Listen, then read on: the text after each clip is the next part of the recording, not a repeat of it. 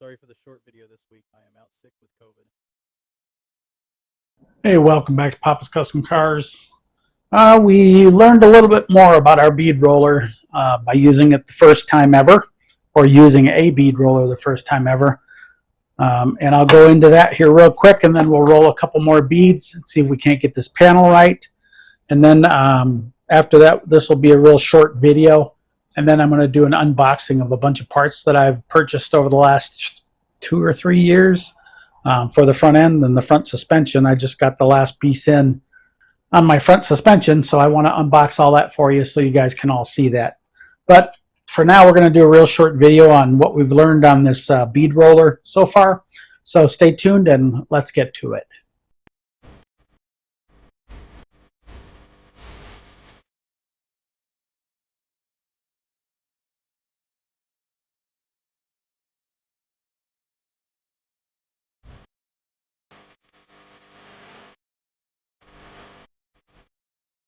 Okay, so a few of the issues we ran into, we have some wavy lines and we've got a couple of bumps and that kind of thing. And I haven't yet decided whether I'm going to redo that entire panel or just kind of leave it the way it is. I think it having a little bit of character may or may not be a good thing. You guys tell me in your comments what you think. Should I remake the whole panel or just go with what I've got? But what I did notice with this bead roller is you should really use this with 2 people or a motor. They do sell motor kits for these. They're a little on the pricey side, and I don't plan on using it that much to where it would justify spending all that money on a motor. So I'm going to go ahead and roll the panel, the second bead on that panel myself, and see how it goes. Now, one of the things I said I noticed was when I was rolling that bead, you'd notice in the last video that this thing moved. Every time it moved, put a little bitty kink in the panel. There was one move that it did towards the end section where it actually moved the line just a pinch, and you can clearly see it. So it might be something I redo. It may not be something I redo. I haven't decided yet. But today we're going to try to roll it. I've got this clamp down on my table so it doesn't move. So that'll definitely help us a lot. I just have to lock the wheels on the cart, and I'll be good there because we need to get this done so I can get this cart cleared so I can show you guys everything that I've bought for the front of this car so far and what's coming. So with that, let's go get our piece of metal and let's get the bead rolling. So as I was saying before, right here is where it moved off that line, and you'll notice that it put just a little dimple right there. The die did. So we want to be real careful when we're feeding this in that we don't do that. The fender comes to right here, so this is the only part that shows, so I don't have to worry about this big curve here. But that goes to show you why it would be beneficial to have 2 people. If you look, the line is off just a tiny bit, and that's pretty much all it takes. And then over here, it's back on the other side. So definitely would be beneficial to have 2 people to do this. So we're going to go ahead and roll this next one. Again, we're going to roll it by ourselves. So let me go ahead and back this up a little bit and put my panel in.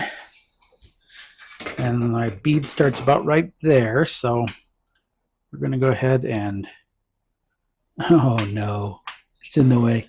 I'm going to have to undo it and move it back a little bit because I cannot get my handle all the way around. Easy enough to do. These aren't really tight because with this cart you don't have a solid base except for the wood. So we definitely want to move out a little bit more. So let me undo this one because this one's going to completely move. And we got this one loose. We're going to bring it up a little bit and over so that we can get clear of this. We're going to go about right there. And she is at an angle, so I've got to be careful when I'm putting it back together that I'm on that angle.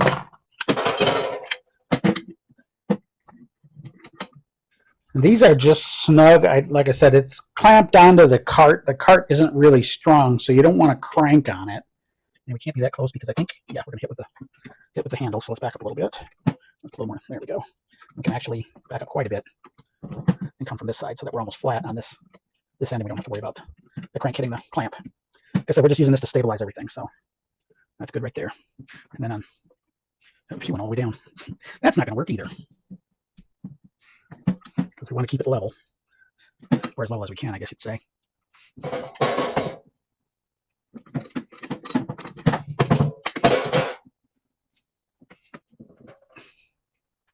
I can almost quite more of an angle. Yeah, there we go. So this is what we'll do, is we'll go at this angle. And that way we're flat on this side, we don't have to worry about lifting. And we got plenty of room to grab over here without getting the handles away. Like I said, we just snug it down the cart. We don't want to push it through the bottom of the cart or bend the cart. And then on this side, we're going to grab it right here at the wood, right at the edge of the wood. Go in as far as we can. Again, we don't want to touch that, so we're going to back up just a pinch. There we go. Now we got access to this unit. Separate this apart. And our guy's going to start right there. So we want to center it in that die. Grab our piece of metal. Yep, and she is starting to form already.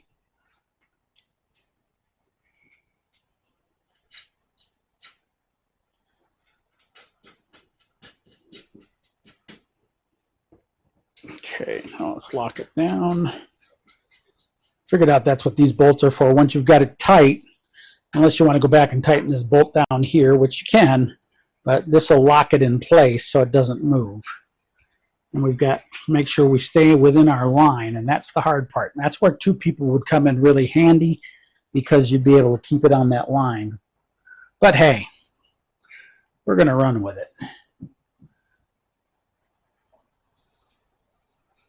Okay, so we're going to start our line. Keeping this centered. And then take your time and everything should be okay.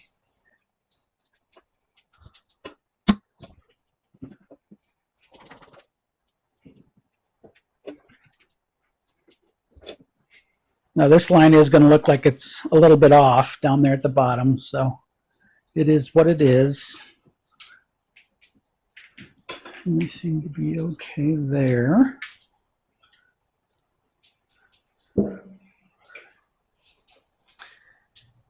And the real trick to this is to take your time. Don't be in a hurry.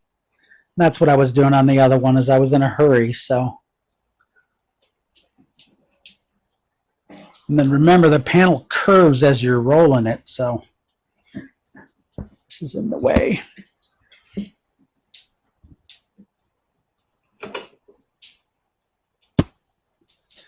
And boom, that's it. We're there. Well, let's back off our lock nut. Loosen our die.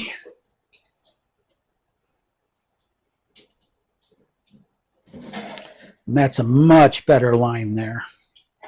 Then again, because of the roll, it's going to make the panel want to warp.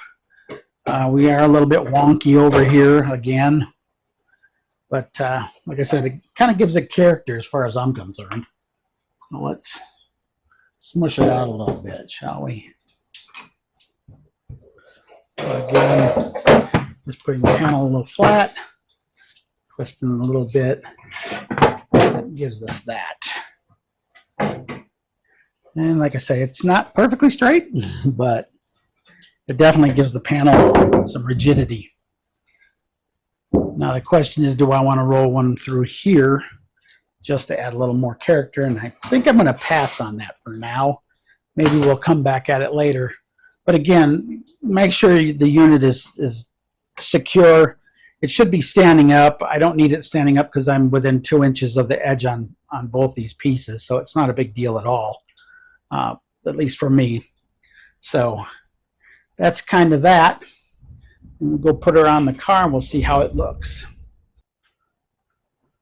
Okay.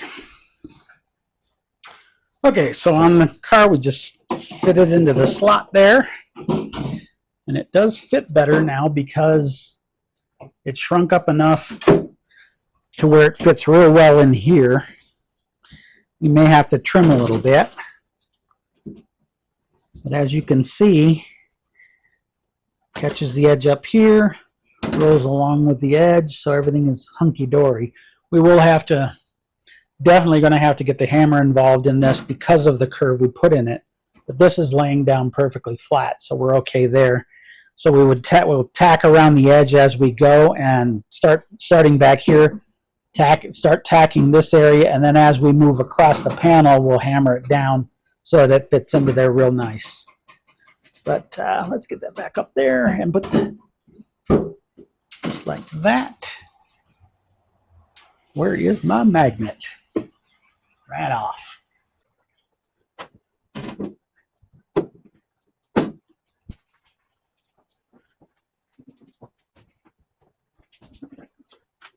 So there we go. We've got our bead rolled. Like I said, this is going to have to go way in. This is going to have to be cleared out. I've got most of the garbage out of here, so it should be okay to weld in. This is all weld through primer on here, so it'll be real easy to get this thing to lay down. But we'll run our tacks along this edge first, get this all nice and secure, and then we'll start working our way across and cleaning up, each edge. But we'll start tacking as we go across, top and bottom, and then basically using our hammer, we'll get it to lay down flat and get that curve that we put in it out of it. So with that, do me a favor, like, share, subscribe. Again, if you've used one of these, definitely let me know what you think. Does it need another line? Do I need to redo the whole thing? What do you guys think? Like I said, right here is where you're not going to see anything anyway, so you're only going to see that little bit of it. The rest of it's pretty much covered by the fender. So it's not really going to make any difference. If I had the fender easy to get to, I would pull it down and show you, but it won't be easy to get off there. I'd have to unstack everything. But we'll go through. Like I said, we'll tack this side in and get this side real secure. And then once we've got this side real secure, then we'll start tacking across and getting it into place. So with that, like, share, subscribe. See you in the next video. Stay tuned. I'm going to unbox a bunch of parts that I got for the front suspension. I've had a bunch of them now for over a year. I've just been trying to, you've got to buy stuff as you go. So like, share, subscribe. See you in that next video.